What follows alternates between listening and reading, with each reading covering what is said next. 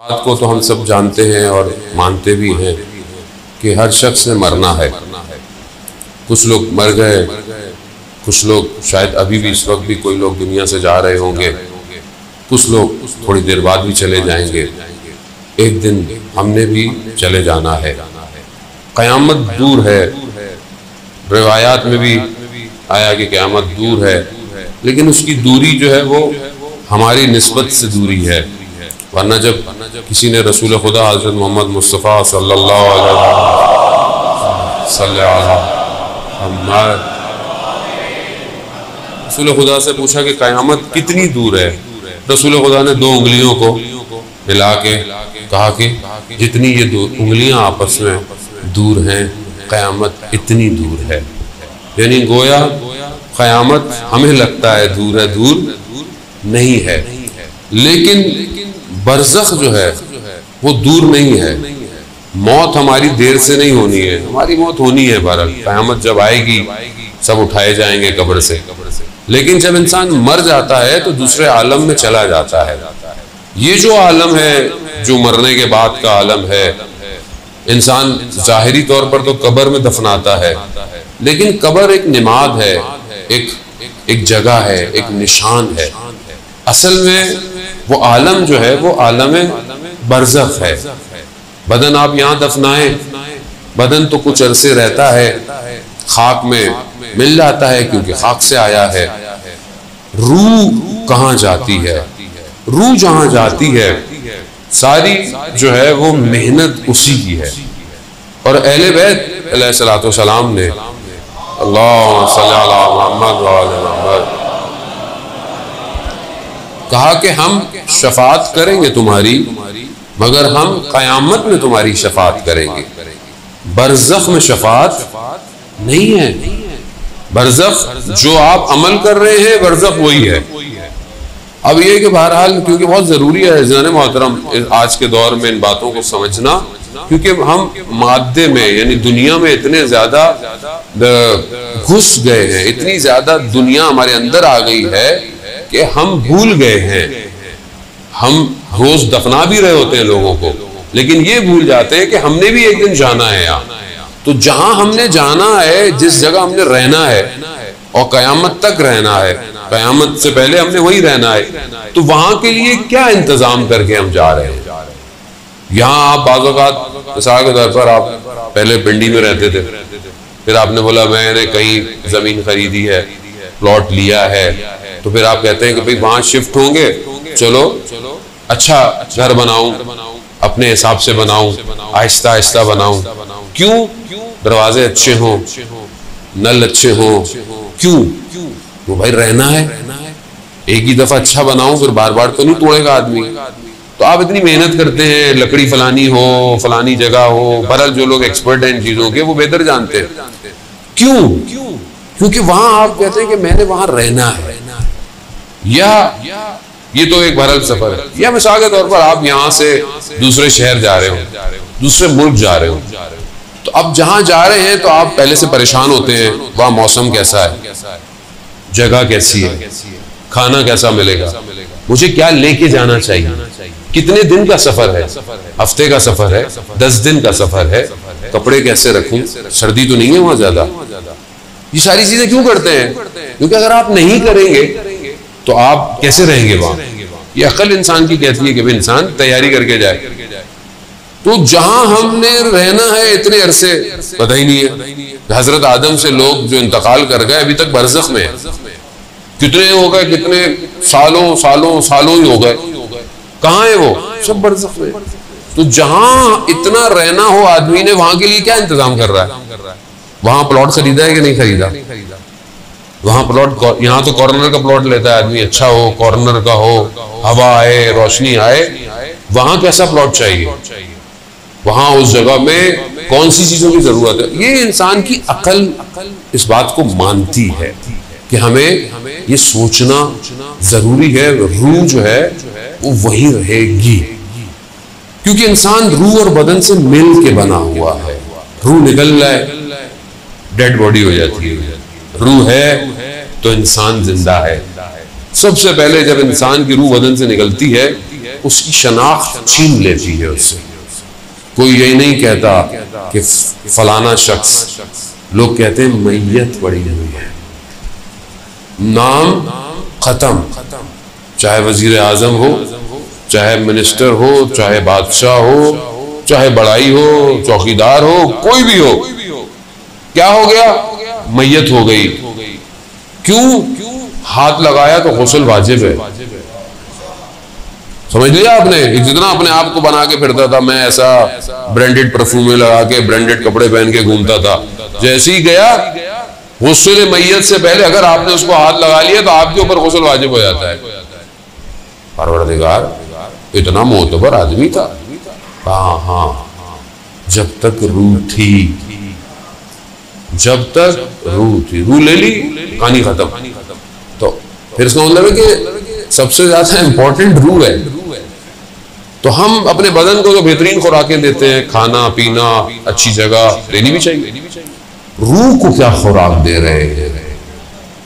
और रूह को खुराक कौन देगा? हम तो फंसे हुए हैं ना, हम तो इसी में फंसे हुए हैं। जवान माशाल्लाह, पहले आजकल तो वो भी कोविड में वो भी खत्म, वरना पहले जवान थोड़ी गेम खेलते, वर्जिश करते थे, थोड़ा जिम वगैरह जाते थे। अब तो हर कोई मोबाइल के आगे बैठा हुआ है, या तो गेम खिलवा लो इनसे या फिर फेसबुक इंस्टाग्राम दिखा दो। खत्म हो गया अब जवान, अच्छा खासा जवान खत्म हो गया। अब बॉडी को क्यों बनाता था? बदन अच्छा हो, खुराक अच्छी हो। रूह को खुराक दे रहे हैं? नहीं दे रहे। अगर रूह को खुराक नहीं दी, उसको चाहिए, अगर आपने उसको सही जगह से नहीं दी तो वो कहीं और निकल जाएगी। याद रखिए, रूह का ताल्लुक बदन से। अगर आपने बरज़ख को ट्राई करना है जिंदगी में, तो जब आप सोते हैं रूह चली जाती है कहीं, लेकिन ताल्लुक को छोड़ती नहीं है, बदन से ताल्लुक रखता है। जैसे ही झटका मारता है आंख खुल जाती है। क्यों? ताल्लुक होता है। अगर हमेशा निकल जाए तो बस बंदा मर जाता है। और आप देखते हैं कभी आप यहाँ हैं, कभी आप वहां हैं, इल्यूजन सा है, नजर नहीं आ रहा है। क्यों? कैसे आप अचानक कभी इधर कभी उधर, कभी अच्छी जगहों पे होते हैं, ज़ियारत कर रहे होते हैं, कभी कहीं होते हैं, कभी अपने आबाई जगह चले जाते हैं, कभी बचपन में चले जाते हैं। कैसे? क्योंकि रूह को टाइम और स्पेस नहीं होता, वो कहीं भी जा सकती है। आलम बरज़ख ऐसे ही है। आलम बरज़ख ऐसा नहीं है, उसका मीडियम कोई और है। भारत थोड़ी सी मुश्किल बात है, लेकिन भारत सुननी तो है भारत अभी, क्योंकि जाना तो है वहां ना, कहीं ना एक दिन तो जाना ही है वहां। तो ये ना वहां जाके बोले ले इतने सारे मौलाना आते थे, किसी ने बताया ही नहीं है। तो मैंने कहा चलो एक दफा बता दो। अज़ान व सलवात भेजते मोहम्मद वाले मोहम्मद।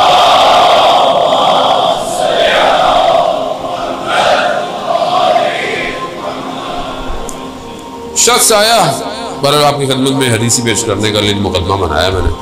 शख्स आप रसूल खुदा की खिदमत में आया, कहा कि या रसूल अल्लाह, मुझे इजाजत दें, मैं मौत की तमन्ना करूं, मौत की तमन्ना करूं। कुरान भी कहता है बहरहाल कि जो लोग ये दावे करते हैं, वादे करते हैं, वो मौत की अगर सच्चे हैं तो मौत की तमन्ना करें। मौत की तमन्ना क्या करें? तो रसूल खुदा ने जो है वो हर शख्स था, अरब का था, रसूल खुदा ने उसे मना नहीं किया। रसूल खुदा ने फरमाया कि अगर तुम मौत की तमन्ना करना चाहते हो तो इससे बेहतर यह है कि तुमने जहां जाना है वहां की तैयारी करो।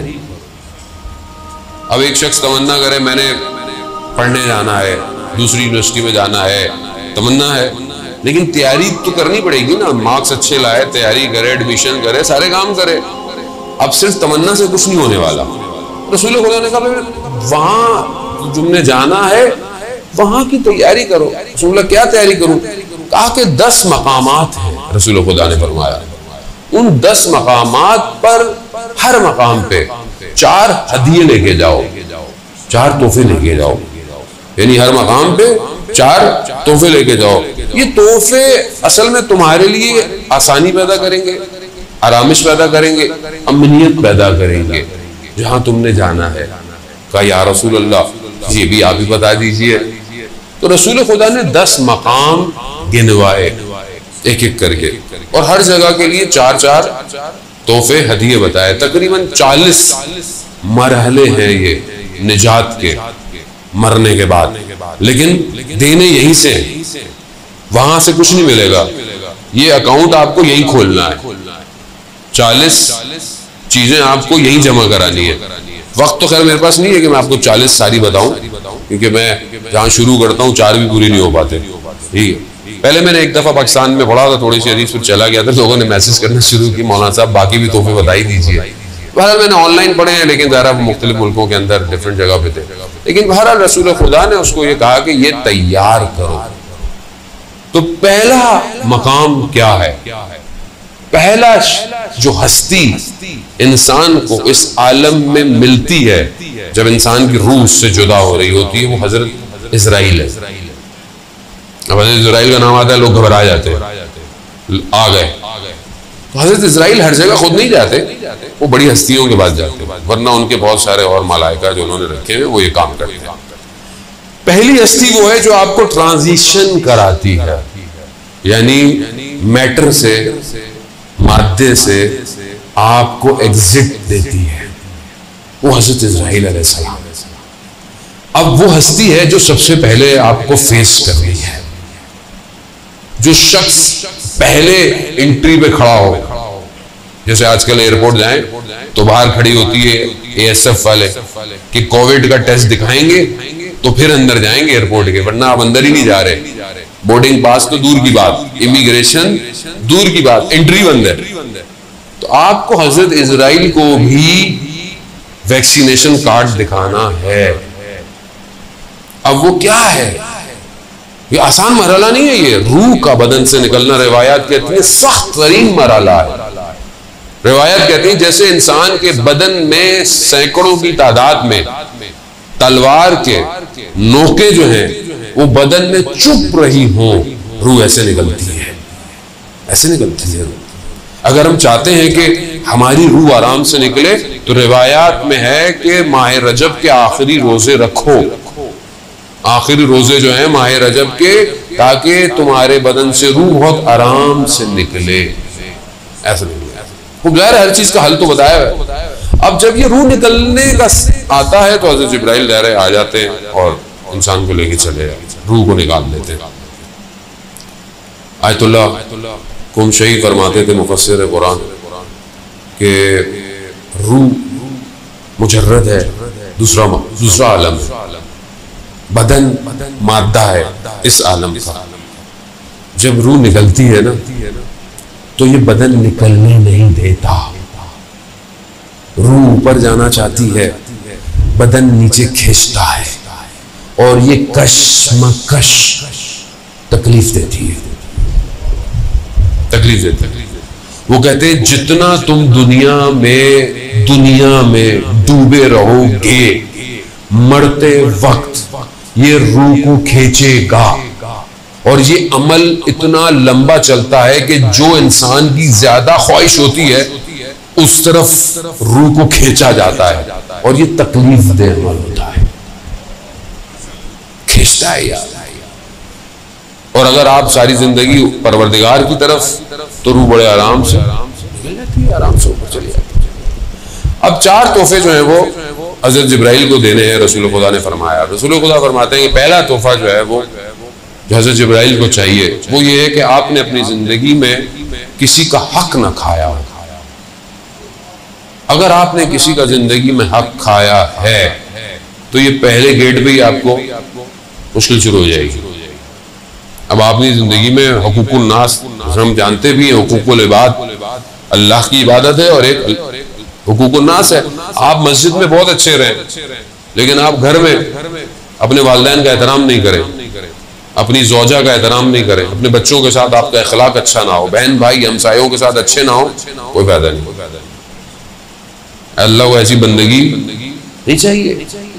आप वही हो कि जब यहाँ सजदे कर रहे हैं तो लोगों के साथ भी आपका रवैया अच्छा होना चाहिए। इसीलिए पहली चीज जो फंसाएगी ये फंसाएगी। वैसे भी बहरहाल वालिद की मजलिस है और खुदा उनकी मग़फ़िरत फरमाए। माँ बाप के लिए कुरान ने जो इस्तेमाल किया लफ्ज कुरान में है कि वालिदैन के आगे उफ उफ नहीं करो। इमाम जाफर सादिक अलैहिस्सलाम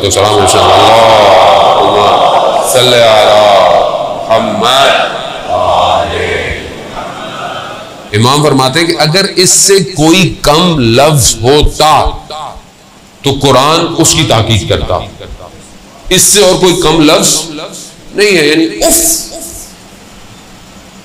हम तो पता नहीं क्या करें वालिदैन के आगे, आपको क्या पता ये जमाना वो जमाना, आप पुराने जमाने के। कितना इंसान जो है वो इस मुश्किल के अंदर फंसा हुआ है, खासतौर पे वालिदैन के आगे। जबकि रिवायत है खुद हजरत मोहम्मद मुस्तफ़ा सल्लल्लाहु अलैहि वसल्लम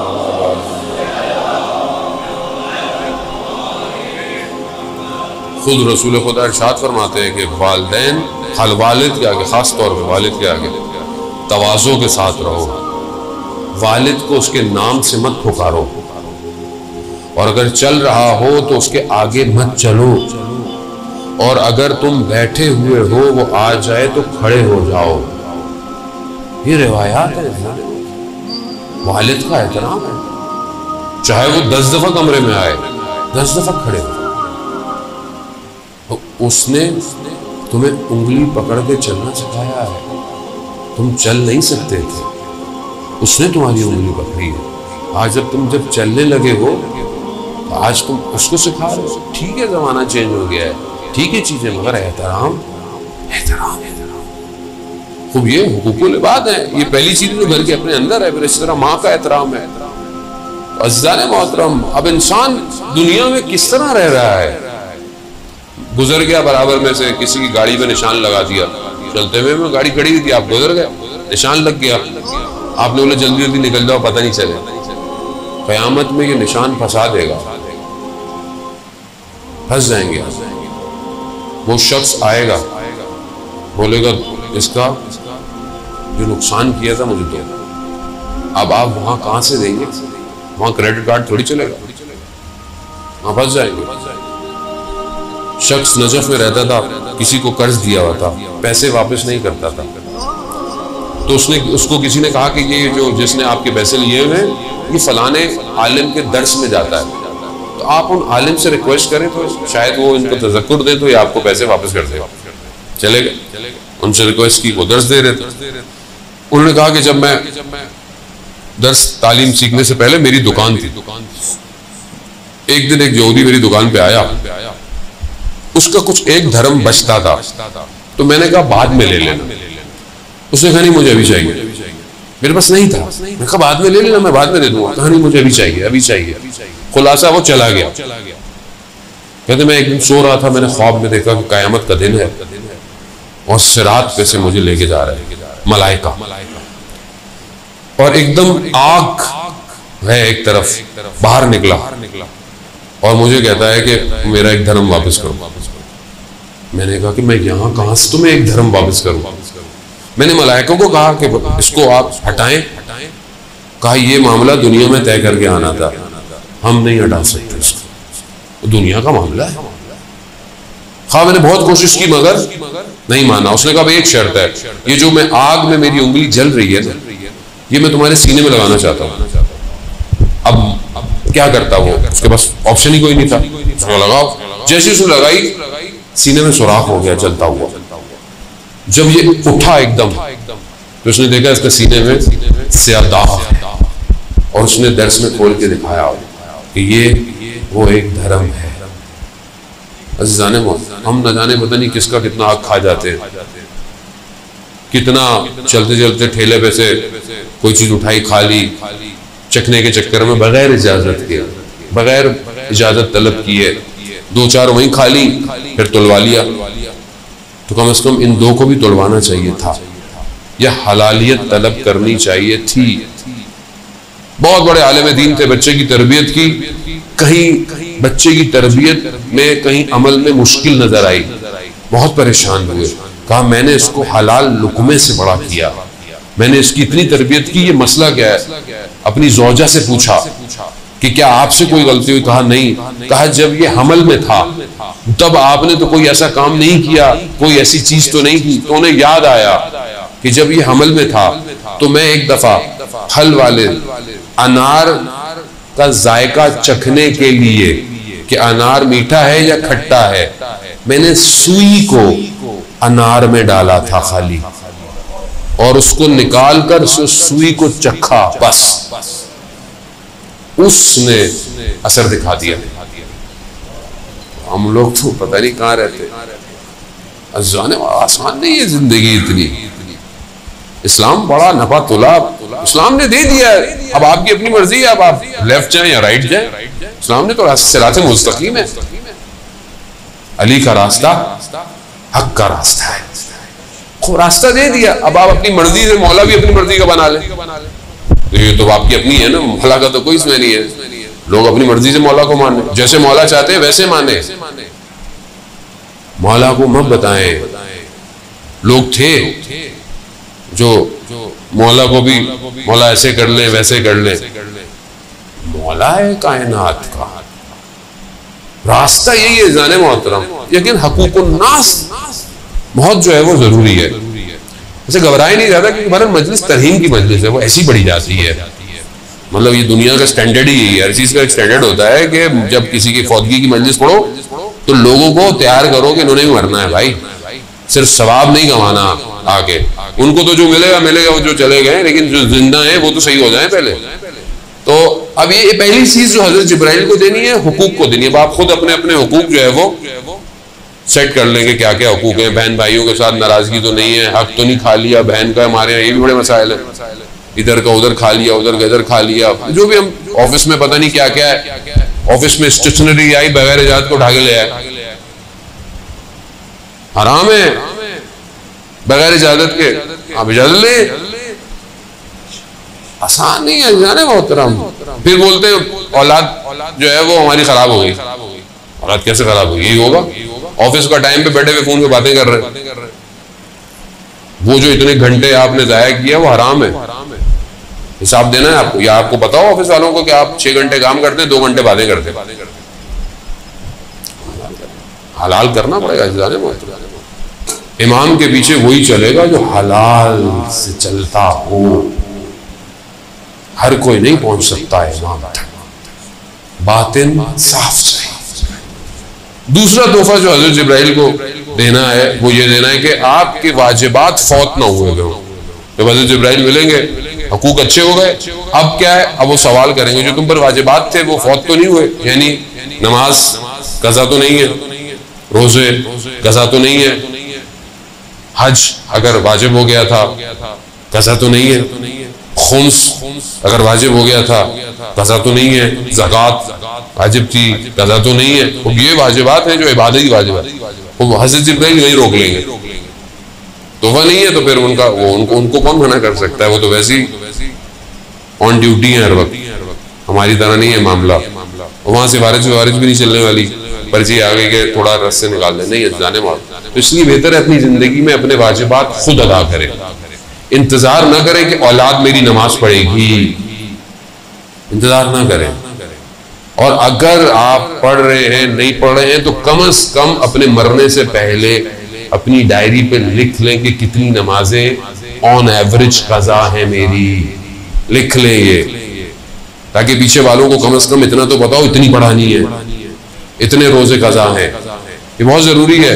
आयतुल्लाह मराशी नशवी कितने बड़े आलिम दीन के 70 साल हजरत मासूमा सलामुल्लाह अलैहा के अल्लाहुम्मा सल्ली अला मुहम्मद बीबी के जाहिर रहे, पहले जाहिर थे। उन्होंने अपने वालिद को ख्वाब में देखा, वो भी आलिम दीन थे नजफ के, ख्वाब में देखा कि हरम में इमाम हुसैन अलैहिस्सलाम है और हरम के अंदर है। बाबा से कहा बाबा बहुत अरसा लगा दिया ख्वाब में आते आते। कहा हाँ एक जगह फंसा हुआ था। कहा बाबा, कहा हाँ नजफ में एक बक्काल था, यानी दुकानदार था, उससे मैंने कुछ लिया था, वो हिसाब रह गया था। वो इतने बड़े आलिम दीन, लिया लिखा होगा रह गया होगा। कहा बाबा मैं उसका हाँ उसको ढूंढो जाओ। ये हर किसी को नसीब नहीं होता तो ख्वाब में आके अपनी औलाद को निशानदेही करे, हर किसी को नसीब भी नहीं होता। ये आए गए, ढूंढा दुकानदार, कहा बाबा का था, कहा ऊपर रसीदें पड़ी हुई है, खुद देख लो। ढूंढी, रसीद मिल गई, इतने दीनार देने थे, दिए। मामला बरज़ख का है। जरा सी कितनी किताबें हैं जाने मोहतरम, मनाज़िल आखिरा, ठीक है, ये मशहूर किताबें हैं, इनके अंदर ये सारे वाक़यात हैं। शेख अब्बास शहीद दस्ते गैब ने अपनी किताबों के अंदर ये वाक़यात बयान किए हैं।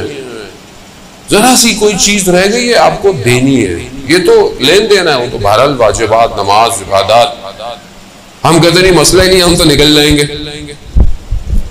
एक नमाज का मैं आपसे सवाल पूछना शुरू कर दूं ना, आप घबरा जाएंगे, वो तो ऊपर वाला है। अच्छा, ये सवाल आपसे नहीं, मुझसे भी पूछा जाएगा, सबसे पूछा जाएगा। तुमने नमाज पढ़ी फलाने दिन, तुम 14 साल में वाजिब बालिग हो गए थे, 14 साल में, 15 साल में बालिग हो जाता है आदमी इसी रेंज में। तुमने नमाजें देर से क्यों पढ़ना शुरू की?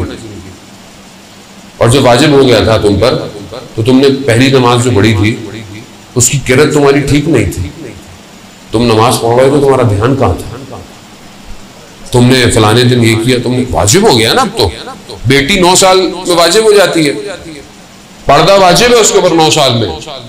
हमारे यहाँ नहीं, अभी तो बच्ची है, अभी तो बच्ची नहीं है। महरम ना महरम सिखाएं, 9-7 साल में सिखाएं उसे। 7 साल की बच्ची को महरम ना महरम सिखा दें, ये कजन तुम्हारा महरम नहीं है, ये ना महरम है तुम्हारा। इस्लाम पूरी कुरान की आयतें आपको बता रही है महरम ना महरम। आप अपनी बच्ची को 7 साल से सिखाएं ताकि 9 साल तक वो अलर्ट हो जाए, उसे पता है किसके आगे हिजाब में आना है, किसके आगे हिजाब में नहीं आना, घर के अंदर किससे बात कितनी करनी है। इस्लाम है जाने मोहतरम। खुदा जानता है कि इस हीरे को कैसे छुपा के रखना है, खुदा बेहतर जानता है। इसीलिए तो जब रसूल खुदा ने मस्जिद के अंदर ये सवाल किया कि खातून के लिए सबसे बेहतरीन काम क्या है, सबसे पूछा, किसी ने जवाब नहीं दिया। हजरत अली ने भी सुना, हजरत अली घर गए और जाकर सैयदतुन निसाइल आलमीन से हजरत फातिमा सलामुल्लाह अलैहा सल्ले अला मुहम्मद व आले मुहम्मद, बीबी से जाके पूछा कि आपके नजदीक खवातीन के लिए बेहतरीन अमल क्या है? तो बीबी इरशाद फरमाती है, एक खातून के लिए सबसे बेहतर यह है कि उसे कोई मर्द ना देखे और वो भी किसी मर्द को ना देखे। जाकर जब मौला ने जाकर रसूल की खिदमत बताया कि कहा अली ये पहले तो आपने नहीं बताया, कहा मैं आपकी बेटी से पूछ के आया, कहा यही बेहतरीन है। खूब सिखाएं, वाजिबात है ये।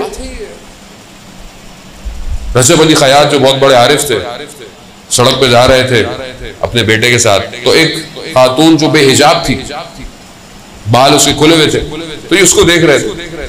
तो कहा बाबा आप हमें मना करते ना महरम को नहीं देखे, आप इसको देख रहे। कहा जो मैं देख रहा हूं तुम्हें नजर नहीं आएगा। कहा क्या?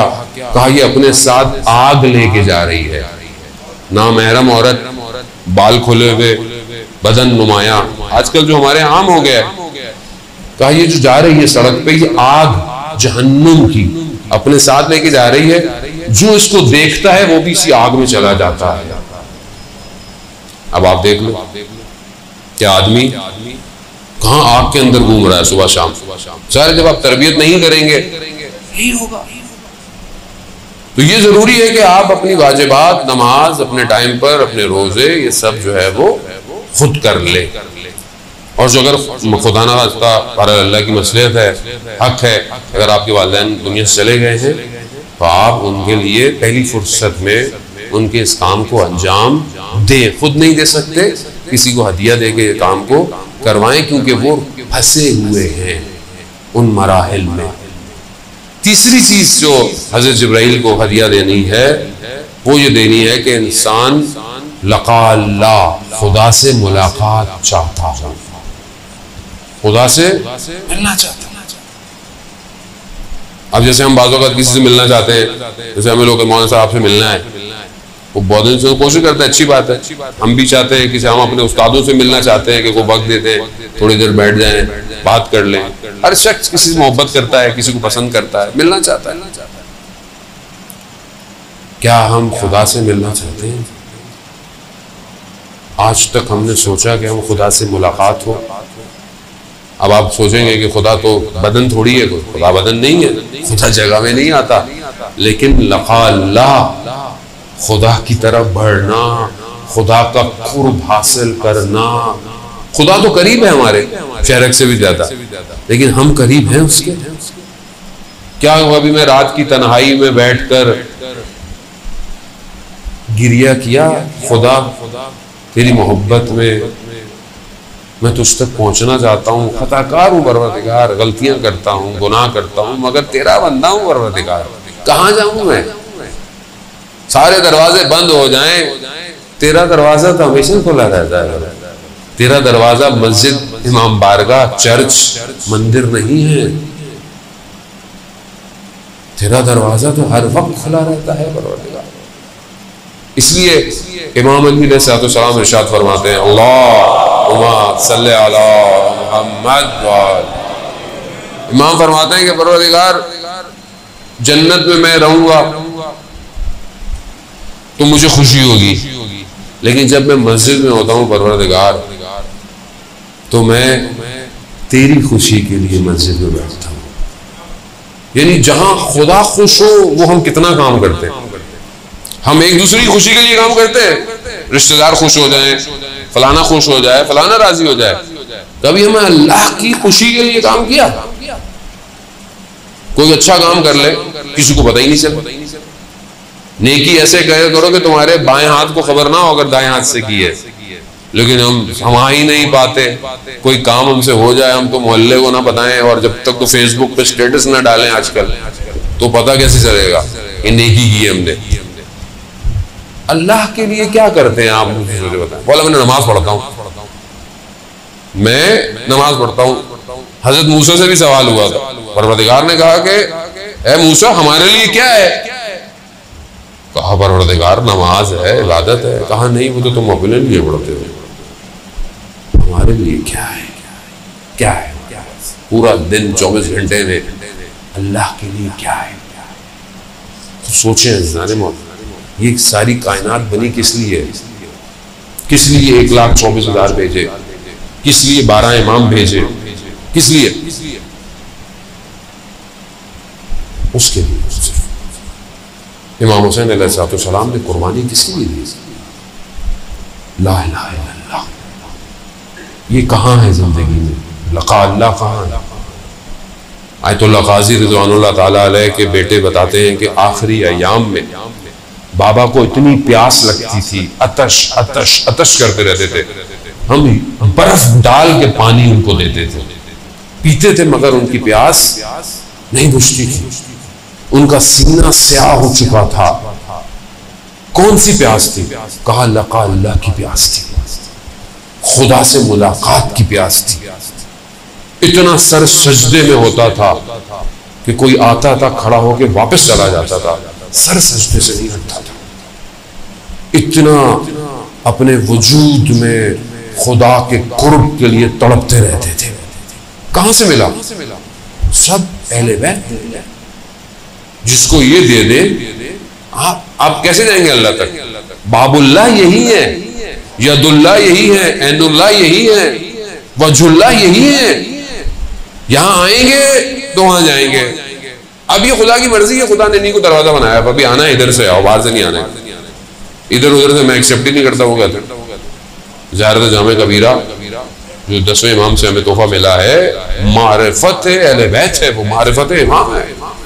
ज्यादा पढ़ दो तो वो अगली घबरा जाएगी, हम तो हल्का हाथ रखते हैं। ज्यादा पढ़ दिए कि इमाम कहते कैसे है, परेशान हो जाएगी पब्लिक। इमाम आसान नहीं है, रहमत मौसूला है परवरदिगार की तरफ से। ये सब हवाएं, फजाएं, ये बरकतें, ये नेकियां, फूलों का खिलना, सब इमाम के वजूद की वजह से। और इमाम के वजूद ही के जरिए से तौहीद तक पहुंचना है। यही दीन है। दीन कोई सख्ती नहीं है। दीन आपसे को बहुत ज्यादा नहीं मांग रहा, ऐसे ही करो बस। जो भी रहो, मोची रहो या बादशाह रहो, अल्लाह के रहो, बंदे रहो। खुदा बंदगी चाहता है।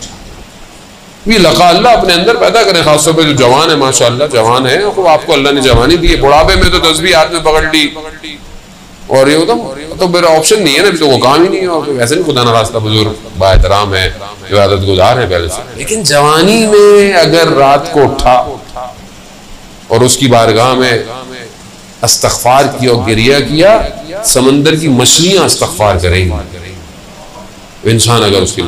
चौथी चीज जो हज़रत जिब्राइल को देनी है, आखिरी, वक्त भी बहुत तेजी से जो है वो आगे बढ़ गया, वो ये है कि मौत की तमन्ना करें। मौत से भागे नहीं, डरे नहीं मौत से। वो डर किस चीज का, जाना ही है। जैसे बच्चों ने एग्जाम्स की तैयारी की पूरा साल, वो नहीं कहता कि पेपर अभी हो कल हो, वो कहता हाँ कभी भी हो जाए, मैं हर वक्त रेडी हूँ। जिसने तैयारी नहीं की हुई है वो आखिरी टाइम तक 5 मिनट और दे दो, 5 मिनट और दे दो, 2 मिनट दे दो, 10 मिनट, अल्लाह करे कैंसिल हो जाए। कोविड है तो अल्लाह करे कोविड में इम्तिहान, कितने लोग पास हो गए कोविड में, अच्छे नंबरों से पास हो गए, घरों में बैठ गए, पेपर हल हो रहे। कंबाइंड स्टडी होती थी, अब कंबाइंड पेपर हल हो रहा है। और काफी लोग बोलते हैं कि कोविड में पीएचडी की डिग्री भी मिल रहा है, डॉक्टर बन जाओ। डॉक्टर भी ऐसे निकलेंगे तो फिर कोविड ही आएगा और क्या होगा, ऐसी होगा। जाने मोहतरम, क्यों तैयार नहीं है? अगर मौत के लिए तैयार है कभी भी आ जाए, क्या फर्क पड़ता है? तैयार है, तैयार है। और किसी को खुदा ने कितना टेक्निकल काम किया हुआ है, मौत बताई नहीं किसी को कब आएगी।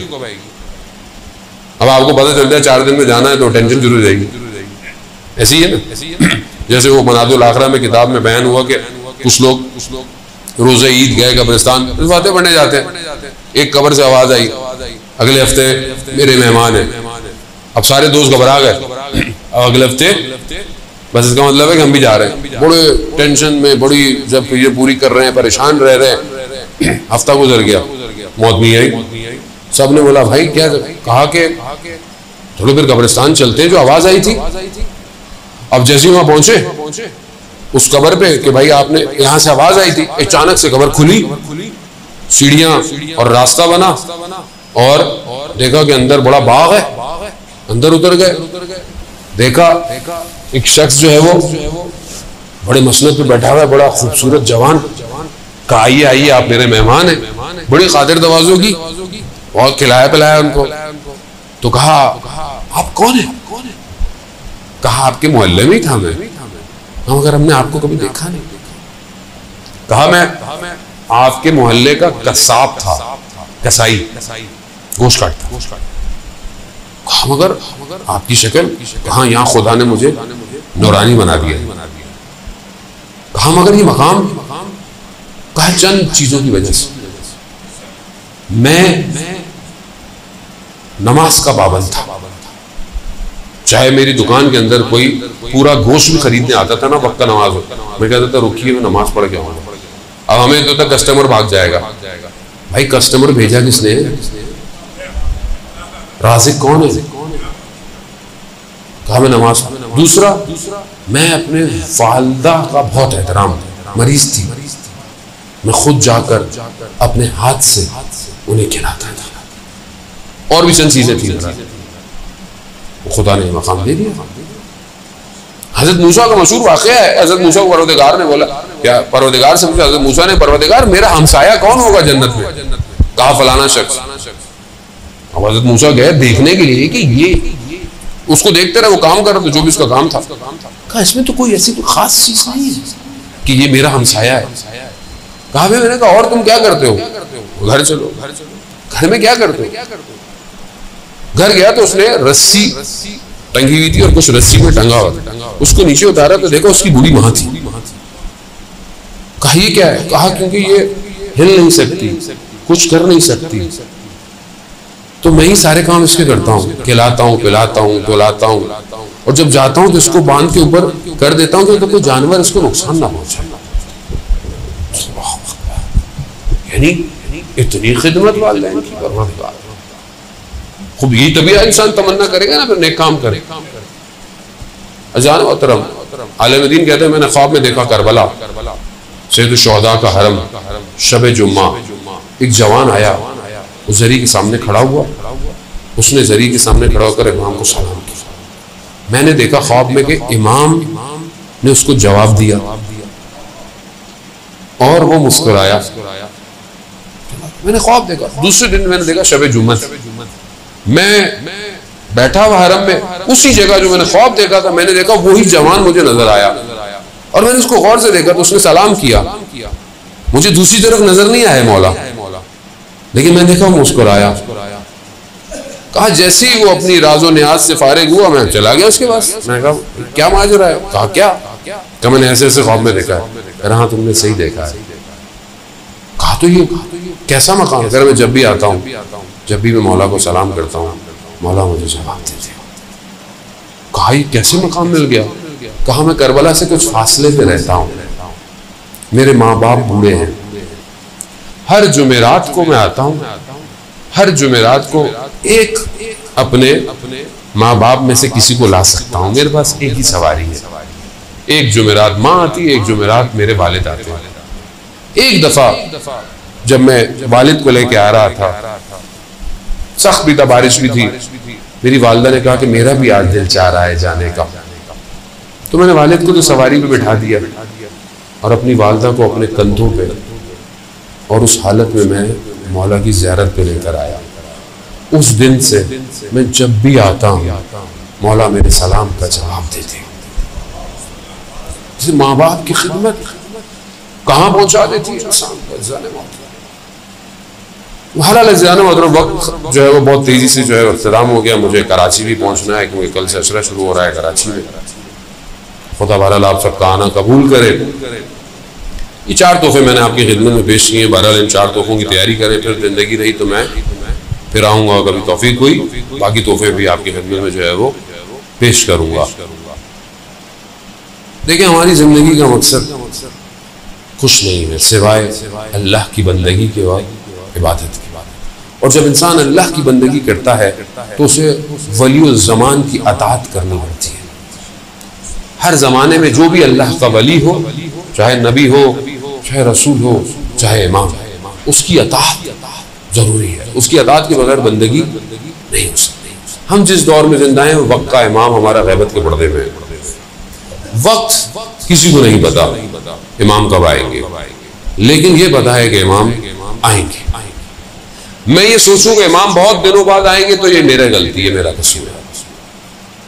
अगर आप अपने दिल से चाहते हैं ना इमाम को, तो आप ये कहें कि मौला अभी आ जाए, अभी आ जाए।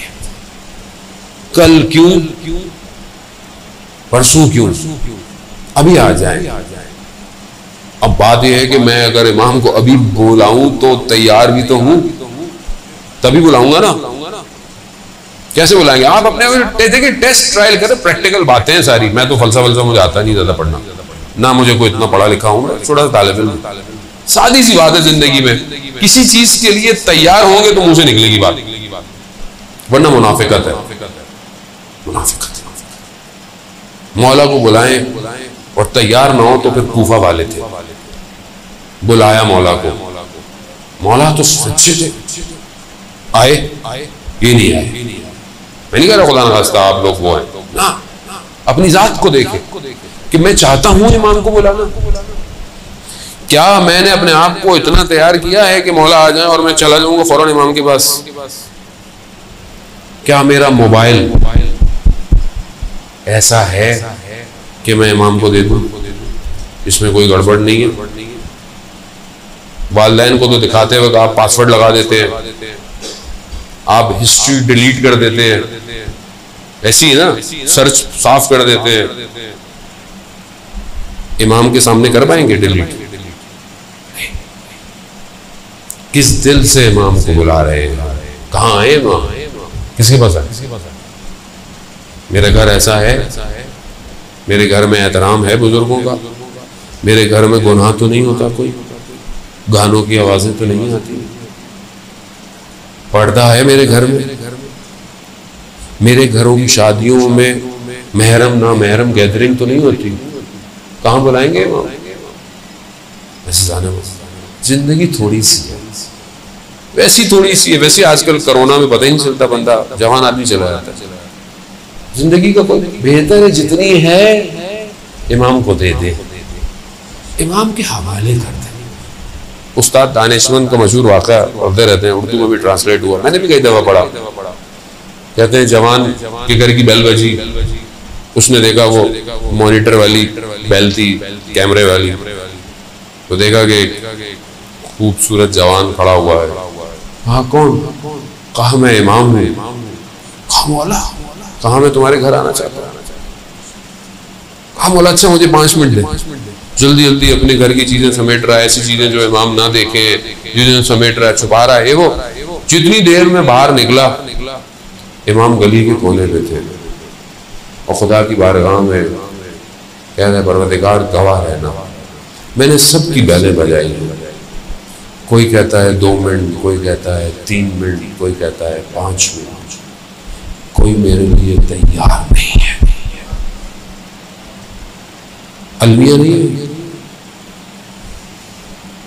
अल्लाह ये अपना रसूल अल्लाह मुहर्रम आ रहा है, जाने असल वारिस वही है, असल आजादात वही। मैं आपने करबला सुनी है, इमाम करबला देखते हैं, इमाम करबला को नहीं। इसलिए इमाम ज़ियारत नाइया में जो जुमले पढ़ते हैं वो आसान नहीं है। इमाम के सामने करबला होती है, इमाम देख रहे हैं